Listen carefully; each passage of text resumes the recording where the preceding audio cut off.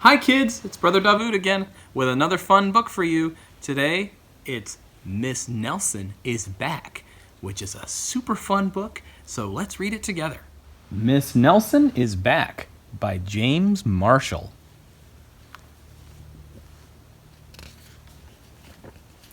One Friday, Miss Nelson told her class that she was going to have her tonsils out.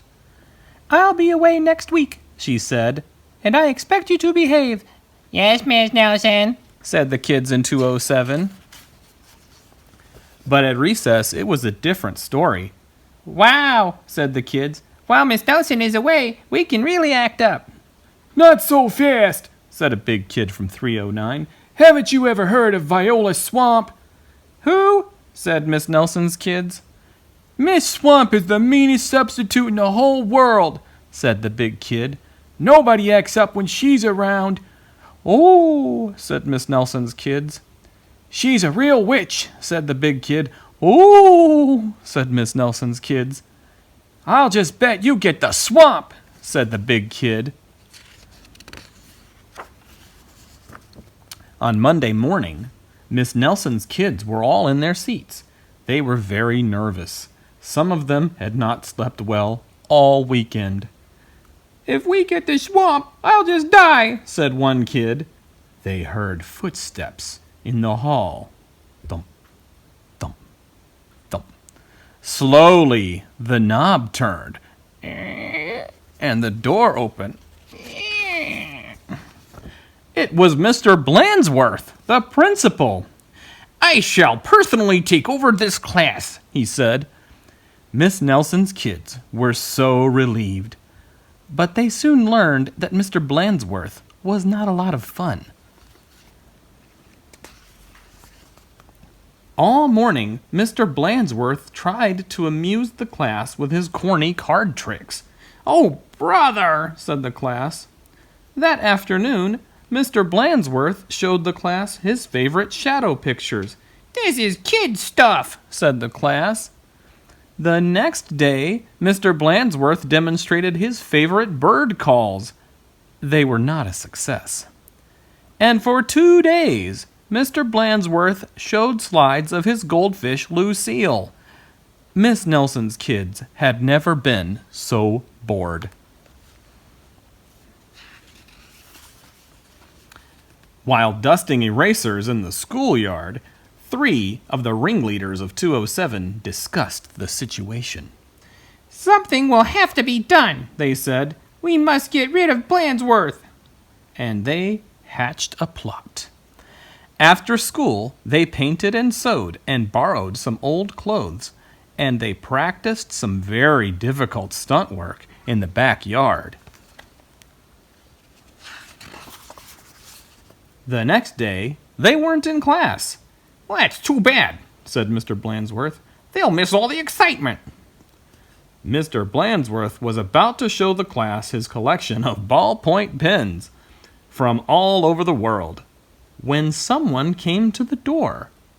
Slowly the knob turned, and the door opened. "Oh, look," said the class. "Miss Nelson is back." A tall and lumpy Miss Nelson tottered into the room. Mr. Blandsworth was surprised. "You're back sooner than we expected," he said. The tall and lumpy Miss Nelson didn't speak. Said the kids. "Her throat must still be sore." "Are you sure you're well enough?" said Mr. Blandsworth. "She's sure," said the kids. "Well, in that case," said the principal, "I'll be getting back to the office. Nice to have you back, Miss Nelson." And he left the room. "Hot dog!" cried the class. "We got rid of Blandsworth. Now we can do as we please." And at the stroke of 10, the kids from 207 left the building. No one stopped them. They went straight to the movies, where they saw The Monster That Ate Chicago twice. "This is really living," they said. Afterward, they went to Lulu's, where they stuffed themselves silly. But soon, they made a serious mistake. Heading back to school, they passed Miss Nelson's house. Miss Nelson couldn't believe her eyes.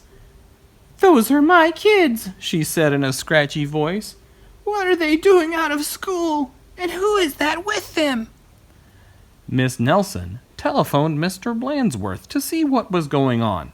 "You're not Miss Nelson," said Mr. Blandsworth. "Miss Nelson is back." And he hung up. "Can't fool me," he said. Said Miss Nelson. "Something will have to be done." And she went to her closet.